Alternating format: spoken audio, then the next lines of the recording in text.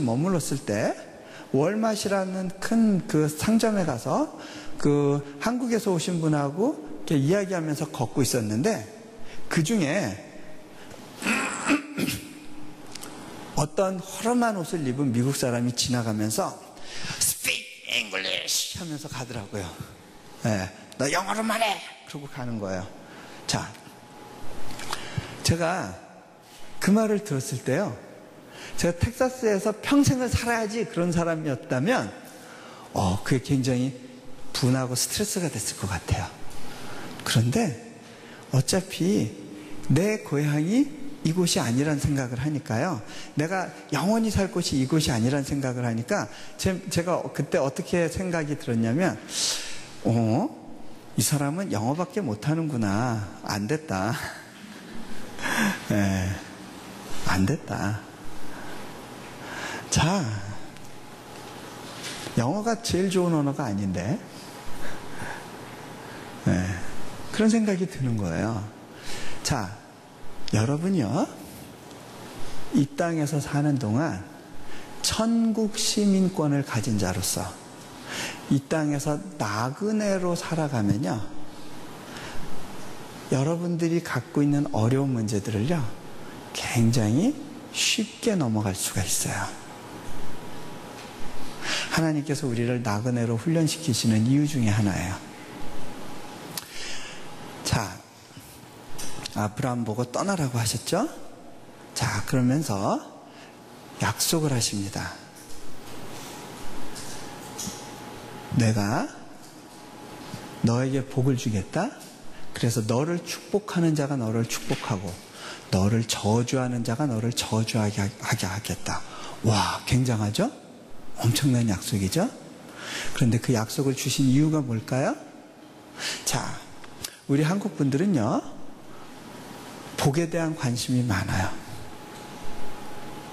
한국 땅에서 살 때도요, 많은 분들이 내가 어디가 복이 있는가에 관심이 많아요. 그래서 야, 우리 서울로 가자. 서울이 복이 있대. 서울 중에서도 강남이 복이 있대. 분당이 복이 있대. 그러다가 한국보다는 다른 나라에 복이 많대. 브라질에 복이 많대. 브라질 중에서도 경제의 수도 상파울로. 네, 여기서도 어느 곳이 살기 좋은가에 관심이 많으시죠? 네. 자, 보세요. 한국 분들은요, 어디 가서 살든지 주로 모여 사는 곳이 갖고 있는 특징이 있어요. 첫 번째, 학군이 좋다. 네, 집값이 계속 오를 가능성이 있다.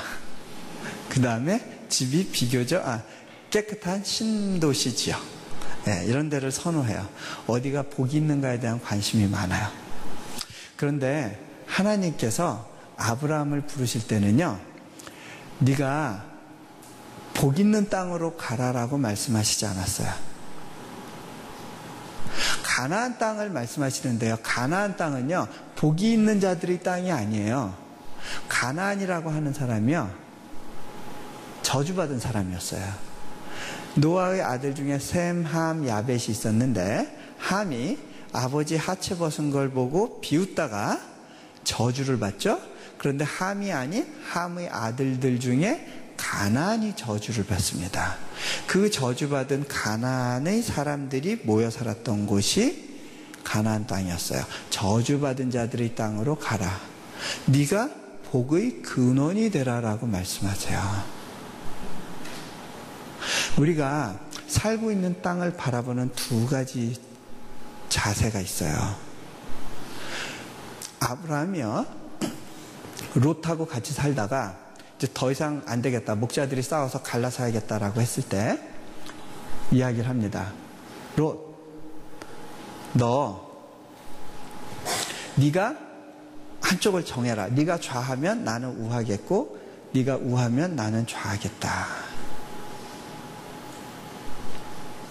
그때 롯이 바라본 땅이 있었어요. 그 땅은 소돔과 고모라 땅이었는데 성경에 보면 물이 풍부하고 풍요로워 보였다고 그래요. 기름진 땅. 저기가 복이 있겠구나. 롯이 복을 찾아서 그 땅으로 들어갔는데 그 결과 어떻게 됐는지 아세요? 그 땅에 현저하게 동화돼 버려요. 그 땅의 나쁜 문화들을 다 받아들여요. 그 롯이 딸들이 있었는데 이 딸들이 현지의 사람들하고 이렇게 결혼을 하는데 그 현지의 타락한 문화를 다 갖고 들어와요. 그 땅을 그 롯의 아내는 너무 사랑했어요. 그래서 하나님께서 떠나라고 할 때 그 땅을 돌아보다가 소금 기둥이 돼요. 그 롯의 과정은 형편없이 망가지고 무너지게 됐어요. 그런데요, 아브라함은 기름진 땅을 택하지 않았어요. 왜? 하나님이 여기에 나를 부르신 목적은 이 땅에 복을 끼치기 위해서라는 거예요. 하나님께서 많은 한국의 이민자들을 전 세계로 보내고 계세요. 여러분들은 내가 어떻게 하다 이 브라질 땅에 왔지? 이해가 잘 안 될 거예요. 이건 내 결정이 아니에요. 우리 부모님이 결정한 거예요. 나는 그 부모님의 결정 때문에 피해봤어요. 희생당했어요. 그런 생각을 갖고 있는 사람들이 있을 겁니다. 자, 내가 왜 이 땅에서 살아야 돼? 놀라운 사실은요, 하나님께서요 100여 년 전부터 한국 사람들을 해외로 보내기 시작했어요. 한국 사람들은요 농사 짓던 사람들이기 때문에 땅에 대한 집착이 있어요. 자기 땅을 떠나는 그거는 정말 불행한 일이었어요. 그런데 이 사람들을 흩기 시작했어요. 그래서 러시아 땅과 중앙아시아에 고려인이라는 이름으로 많은 사람들이 있어요. 우리 학교에 와 있는 고려인 자제들이 많아요.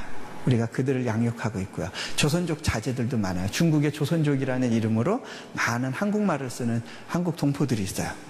그런가 하면 하와이로, 멕시코로, 그 다음에 브라질로, 미국으로 전 세계에 하나님이 흩기 시작하셨어요. 자, 지금은요 전 세계적으로 이민자를 가장 많이 배출한 사람들은 중국이지만 전 세계에 가장 많은 가장 많은 나라에 이민가 있는 사람들은 한국 사람들이에요. 중국인이 나가 있는 나라의 2배 정도로 많은 나라에 한국 사람들이 나가 있어요. 자, 이들 가운데는요 지금 아프리카에 가서 추장하고 있는 사람들도 몇 명 있어요. 네, 아프리카 어느 부족의 추장도 여럿 있고요. 그 다음에 에스키모인들 마을에 가서 중국 식당을 하고 있는 사람이 있어요. 거기서 뭐 하냐고, 왜 중국 식당이냐고 그랬더니 중국이라는 이름을 이 사람들이 알아서 중국 식당을 차렸대요. 그러면 중국 음식은 배웠습니까? 자기 중국 음식 할 줄 모른대요. 아니, 그런데 어떻게 중국 식당을 운영을 잘 하세요?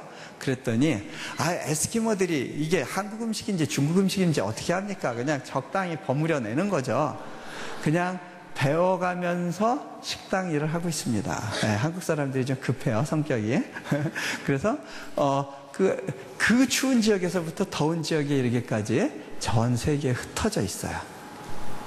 이렇게 된 게 그렇게 오래되지 않았어요. 1970년대에 YM이라고 하는 단체의 리더들한테 하나님께서 말씀을 주셨어요. 내가 앞으로 선교하는 민족으로 한국 민족을 들었을 텐데 너희가 그 땅을 가서 미리 중보하고 기도해라. 그래서 그 사람들이요 한국 땅을 밟았어요. 제가 그때 텍사스에 가서 들은 이야기인데 그 YM 리더 중에 한 분이 한국에 와서 거기서 선교 단체나 또는 이렇게 신학교를 찾아다니면서 막 열심히 전했대요. 하나님께서 여러분을 세계로 보내시고 선교하는 민족으로 만드실 것입니다. 그랬는데 그때 반응이 굉장히 썰렁했대요. 우리는 미국 사람들하고 다릅니다. 우리는 여권이 없습니다. 여권 만들 수가 없어요. 해외에 나가고 싶다고 나갈 수가 없습니다. 그렇게 이야기를 한 거예요. 그런데 그때 그분들이 뭐라고 했냐면 여러분들이 하루빨리 여권 받는 날이 오도록 같이 기도합시다. 그리고 나서 88 올림픽 있고 나서 여권을 자유롭게 만들 수 있게 됐어요. 사람들이 막 전 세계로 흩어져요. 그때 하나님께서 한국 사람들을 흩기 위해서 IMF라고 하는 어려운 일을 주셨어요. 그 일로 인해서 많은 사람들이 중국으로, 동남아로 가서 새로운 사업의 기회들을 찾기 시작했어요. 지금 중국을 어렵게 하셔서 중국에 있는 한국 분들을 또 다른 나라로 막 흩으세요. 자, 그런가 하면요, 한국에 공교육을 황폐하게 만드셔서 기러기 엄마라고 아시죠? 네, 기러기 엄마와 아이들이 영미권으로 열심히 흩어져서 한인교회 그 청년부와 중고등부를 채우고 있어요. 네, 폴추기시 배우로는 안 오죠 아직. 근데 또 그런가 하면 또 여기에 있는 2세들을 하나님께서 또 많이 영미권으로 보내시죠. 재미있는 건요, 또 한국에 영어 열풍을 불게 하셔서 많은 사람들을 또 영미권으로 막 보내세요. 그런가 하면 사업하는 사람들을 또 가난한 나라로 보내세요. 그런데 제가 이렇게 보니까요, 선교지에 세워진 한인교회는 선교의 중요한 축이더라고요. 제가 그거를 봤어요. 중국에서 자란 애들은요, 중국말도 잘하고 한국어도 잘하고 영어도 잘해요. 얘네들은요, 선교팀이 오면요, 그 선교팀을 굉장히 잘 안내해요. 그런가 하면 그 현지에서 사업을 하는 분들은 현지인들을 고용해서 하니까 현지인들하고 접촉이 많아요. 선교사들보다 그 사람들을 더 잘 이렇게 그 사람들에게 복음을 전할 수 있는 환경을 만들 수가 있어요. 그렇게 해가지고 그 땅에 교회를 통해서 하나님이 일하시는 거예요. 여러분, 하나님께서요, 얼마나 이민교회에 대한 관심이 많은지 아세요? 기독교가 처음 어떻게 해서 전파되게 되냐면 이스라엘 이민교회들을 통해서예요. 사도 바울이요, 주로 어디 가서 전도했는지 아세요? 흩어진 유대인들, 그 사람들이 주로 이제 대도시에 모여 있으니까, 상업을 하니까 그 대도시 찾아가서 회당에 가서 가르치다가 그 회당 주변에 있는 경건한 이방인들에게 가서 복음을 전한 거예요. 지금도 하나님께서 이민교회들을 사용하세요. 미국과 유럽은요, 지금 오래전부터 교회가 팔려가기 시작하고 교회 다니는 사람들이 줄고 있거든요. 그 빈자리를 누가 채우고 있는지 아세요? 이민자들이 채우고 있어요. 유럽의 네덜란드에서 온 선교사님이 이런 보고를 했어요. 드디어 처음으로 인구 센서스를 해보니까 네덜란드에 그렇게 계속해서 기독교 인구가 줄고 있다가 이제 증가하기 시작했습니다. 네덜란드의 교회 안에 희망이 생깁니다. 이제 더 이상 교회가 팔려나가고 있지 않습니다. 더 이상 술집으로 바뀌지 않습니다. 그 이유가 뭔지 아세요? 그러면서 그게 아시아권에서 온 기독교 이민자들 때문이란 거예요. 그 사람들이 교회를 다시 산대요. 교회를 세워간대요. 물론 이슬람권에서도 많이 오지만 그 사람들은 20%대, 기독교인들 30%대, 이슬람에서 온 사람들도 아이들을 많이 낳지만 기독교인으로 이민 온 아시아 사람들도 아이를 많이 낳는데요. 이 사람들 숫자가 점점 늘고 있대요. 우리가 이제 이들의 도움을 받고 있습니다. 우크라이나에서 가장 큰 교회를 목회하시는 분이 나이지리아에서 오신 선교사님이에요. 지금 미국도 백인들 교회 다니는 수가 줄고요, 그 빈자리를 이민자들이 채우고 있어요. 하나님께서 그 땅을 복주시기 위해서 이민자들을 보내신 거예요.